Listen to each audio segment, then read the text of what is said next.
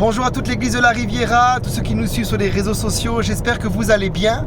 J'ai la joie d'être avec mon ami, pasteur et évangéliste Michael Lebeau. Mika, comment tu vas? Ça va très bien, très content d'être ici en Côte d'Azur. Pour la première fois, je me suis baigné dans la belle mer Méditerranée pour la première fois avec le pasteur Stéphane. Et pas la dernière, Mika, pas la dernière, hein? Ah non, c'est sûr, c'est trop beau. Vous Super. habitez dans un bel endroit. On est tellement en tout cas heureux et honoré de te recevoir pour cette conférence. Et pendant que je voulais te poser 2-3 questions, Mika. Je sais que tu es un homme de Dieu et en particulier, tu as vraiment un cœur d'évangéliste. Et je peux te voir plusieurs fois donc pleurer pour les perdus, intercéder pour les perdus. Et je voulais savoir comment tu as vécu ce fardeau justement pour les âmes. Ça a commencé, j'étais en région parisienne en 2007. Et j'étais touché par le cœur de Jésus pour les affaires de son Père, quand Jésus disait dans la parole ne savez-vous pas, à l'âge de 12 ans, je dois m'occuper des affaires de mon Père. Et je me souviens, je me suis dit, mais Seigneur, moi aussi je veux vraiment, Père, m'occuper de tes affaires. Mais j'aime pas les âmes comme toi tu les aimes. Et tous les soirs, je sortais dans un parc et je faisais la même prière, tous les soirs. Je crois que ça a duré environ 1 mois. Et vous savez, quand vous priez, parfois, vous avez l'impression que Dieu peut-être ne vous écoute pas, mais si vous persévérez et que vous êtes dans la foi, vous allez voir ce qui va se passer. Et tous les soirs, je faisais la même prière. Et ma prière, c'était « Seigneur, donne-moi un cœur pour les âmes. Donne-moi un fardeau pour les âmes perdues comme toi, tu en as. » Et je faisais cette prière tous les soirs. Et à un moment donné, un soir, je rentrais du travail, j'étais au téléphone avec Jérémy, d'ailleurs, qui est là. Jérémy. C'est moi qui conduis. C'est ça. Et j'étais avec lui, on parlait des affaires. À l'époque, on avait une petite entreprise qui créait des sites web. Et je lui parlais des défis qu'on avait. Et là, au téléphone, tout à coup, la présence de Dieu est descendue sur moi. Et je me suis écroulé. Et je pleurais amèrement. J'ai dû raccrocher avec Jérémy. Wow. Et ce qui s'est passé, je n'ai pas de mots pour décrire ce qui s'est passé. Parce que je ne pense pas qu'il y ait de mots assez forts pour décrire cette expérience.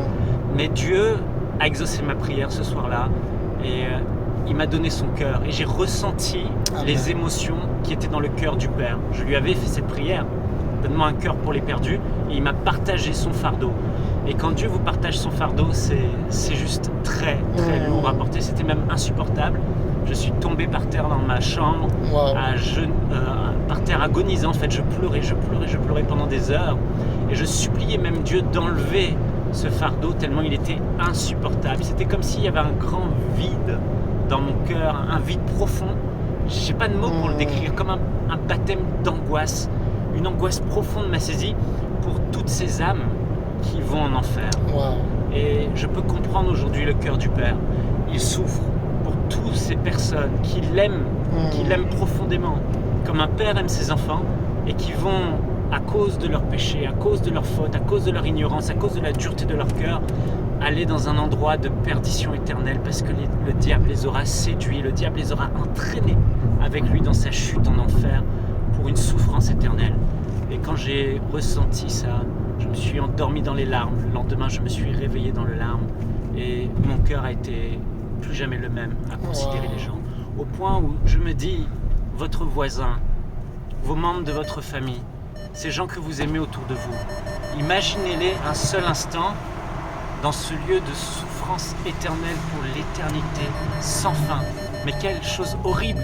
Et c'est là que le cœur de Dieu il souffre, parce qu'il a pourvu à une solution, Jésus-Christ. Et il nous demande aujourd'hui, il te demande aujourd'hui, il dit je cherche un homme qui se tienne à la brèche et qui intercède en faveur de ce pays. Il cherche, mais il n'en trouve pas. Chacun vague à ses propres occupations, à sa petite vie, chacun construit son avenir.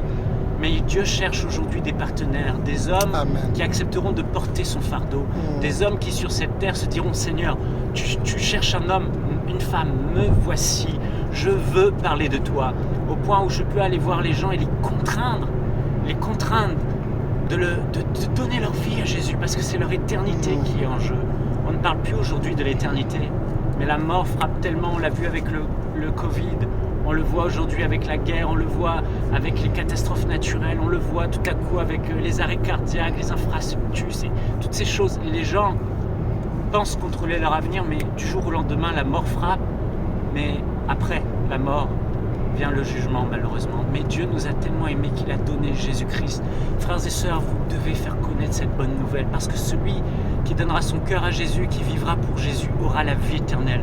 Alors je veux vous encourager, faites cette prière, demandez à Dieu d'aimer les âmes comme lui, il aime les âmes. Il va vous partager votre cœur et vous ne serez plus jamais insensible au point où vous ferez de Dieu et des affaires de Dieu la priorité de votre vie et vous serez un témoin fidèle de Jésus-Christ pour le salut des âmes. Que Dieu vous bénisse. Amen. J'espère que vous avez été bénis par cette vidéo. J'invite vraiment à prier là où vous êtes et dire Seigneur, donne-moi ton cœur pour les perdus. Et partagez autour de vous et que le maximum à travers ce témoignage puisse se lever et devenir un témoin dans sa génération. Que le Seigneur vous bénisse et à bientôt.